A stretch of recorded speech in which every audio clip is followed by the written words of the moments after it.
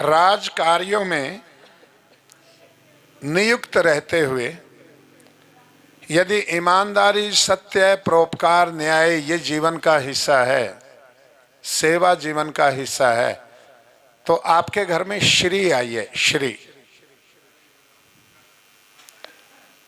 और यदि व्यापार में सत्य, परोपकार है,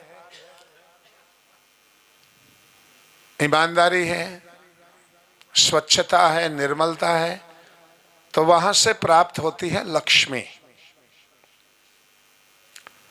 और ब्राह्मण का जो श्रृंगार है, ब्राह्मण की जो आत्मा का श्रृंगार है,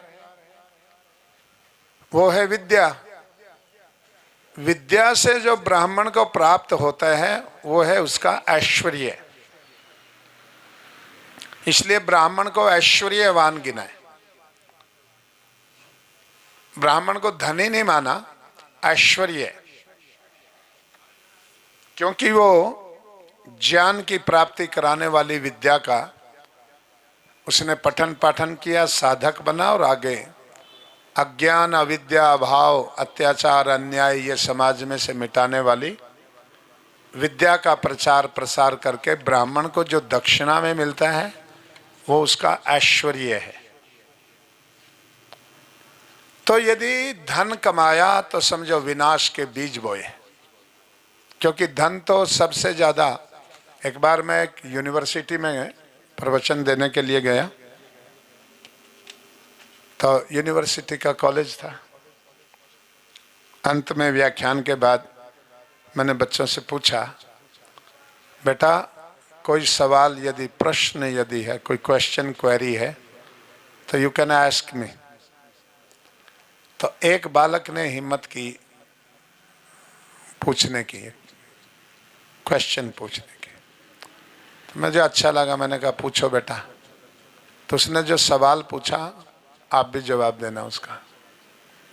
उसने कहा, how to become a rich person overnight. रात रात में धनी कैसे बना जाए वो विद्या बताओ, एक रात में। तो मैंने कहा यदि एक रात में आपने धनी बनना है, आजकल यही है, उद्देश्य यही है बच्चों का ज्यादातर। इसलिए आप जेल में जाओ, 30 साल के नीचे के 50% से ऊपर कैदी मिलेंगे आपको। युवा जेलों में पहुंच गया इसी प्रश्न के जवाब के चक्कर में। How to become a rich person overnight, एक रात में कैसे बने बताओ। तो मैंने कहा बेटा डाका डालो, एक रात में तो वही ऐसे ही धनी बन सकता है। यदि एक ही रात में धनी बनना है तो डाका डालना पड़ेगा। न्याय, परोपकार, पुरुषार्थ, सेवा, मर्यादाओं में बंध करके व्यापार करने वाला एक रात में नहीं कभी धनी बनता। पीढ़ियों की तपस्या से वहां लक्ष्मी के पांव जमते हैं, और एक बार उखड़ गए फिर जल्दी नहीं जमते। तो चोरी चकारी, अभी पीछे 3 साल पहले, शायद 4 साल पहले, कुछ वर्ष पहले, दिल्ली में बैंक में डकैती डली थी 10 करोड़ की। और जिन्होंने वो 10 करोड़ रुपया लूटा था तो उस पैसे को वैन में भर के सारे को जाने लगे, तो चारों तरफ से पुलिस ने घेर लिया। तो पूरी दिल्ली में घूमे उस पैसे को लेकर के, वो पीछे पीछे पुलिस, आगे आगे वो। लगभग 3 घंटे वो पैसा उनके पास में रहा। कितना पैसा? 10 करोड़ रुपया। तो 3 घंटे के लिए उनके पास में 10 करोड़ थे, तो वो कौन से पति थे? करोड़पति। 3 घंटे के लिए तो 10 करोड़ के मालिक रहे ना। जिसके पास में जितना पैसा उतना बड़ा पति। तो 100 रुपये यदि हैं तो शतपति, 1000 हैं तो सहस्रपति, लाख हैं तो लखपति, लक्षपति कहते जिसको। अब लखपत ऐसे ही धरने लग गए थे ना लोग नाम, ताकि भाई इसके नाम से कुछ आ ही जाए, है ना। तो लाख है तो लक्षपति, करोड़ है तो करोड़पति, अरब है तो अरबपति, खरब है तो खरबपति। पति का मतलब समझते हो? है रक्षक, स्वामी, पालन करता, पालन करने वाला, स्वामी, रक्षक, ये पति के अर्थ है। वो स्वामी है, वो पालन करता है, वो रक्षक है, और अंत में पति का एक और है, सम्मान देना भी पति होता है। पति का अर्थ सम्मान की रक्षा, उसके आदर की रक्षा, उसके स्वाभिमान की रक्षा, उसकी प्रतिष्ठा की रक्षा, इसलिए भी पति होता है। तो 3 घंटे के लिए क्या रहे हो? करोड़पति। चाहे तो उसमें से निकाल के दूध पी लें, चाहे तो कंप्यूटर खरीद लें, चाहे तो किसी प्लाट का दे दें बयाना, 3 घंटे में कर सकते थे। और 3 घंटे के बाद में पकड़े गए तो 3 घंटे के बाद में फिर कहाँ पहुंचे? तिहाड़पति। फिर कौन से पति बने? तिहाड़ में गए। अर्थात नियमों का उल्लंघन करके, ध्यान से परिभाषा सुनना इसको, अर्थात नियमों का उल्लंघन करके, मर्यादाओं को ताक पे रखकर,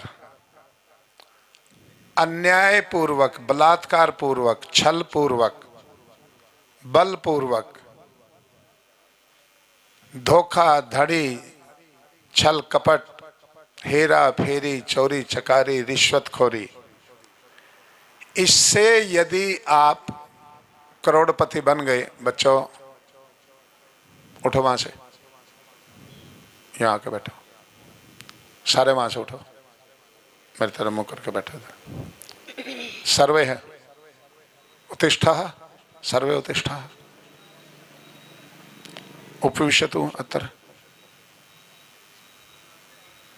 पूर्वतः है अत्र उपविशतु, अत्र अत्र, अग्रे अग्रे अग्रे अग्रे अग्रे अग्रे, इगड़े अग्रे,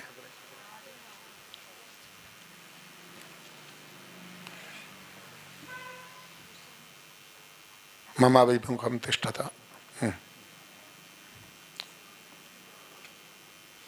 चोरी चकारी, छल कपट, ईर्ष्या द्वेष, डकैती, रिश्वतखोरी, अन्याय पूर्वक, बल छल पूर्वक, बालात, यदि आपने कुछ ले लिया, मालिक तो रहोगे, ऐसा नहीं है मालिक नहीं रहोगे, मालिक तो रहोगे,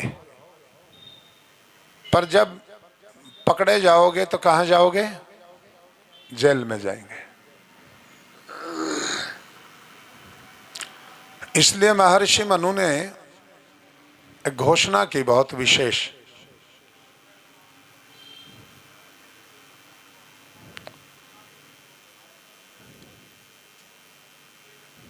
अधर्म से व्यक्ति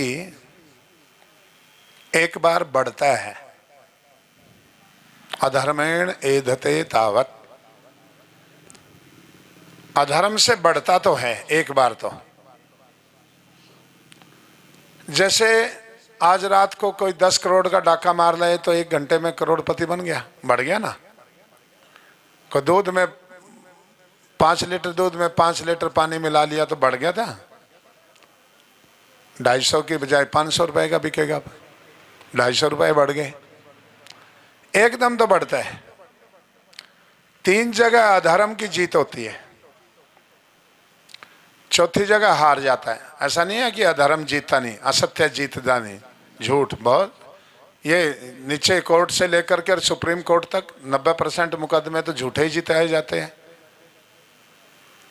क्योंकि उनकी झूठी रिपोर्ट हुई है नीचे से, जज बेचारा क्या करे, मत्था मार मार करके निर्णय उसमें से न्याय ढूंढने की कोशिश करते हैं, पर रिपोर्ट तो बिल्कुल उल्टी लिखी गई है, तो क्या करे, उसी के आधार पर निर्णय देगा।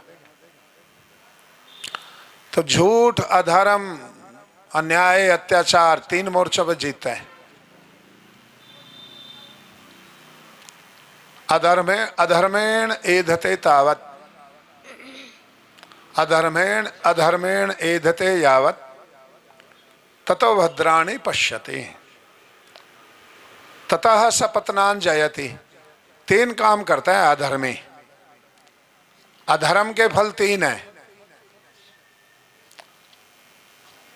अधर्म के 3 फल हैं सांसारिक, और धर्म का एक ही फल है। अधर्म के 3 हैं, तो बताओ लोग धर्म की तरफ आएंगे या अधर्म की तरफ? इसके 3 फल मिलते हैं। अधर्म के 3 नहीं है, उसके धर्म के 3 नहीं है।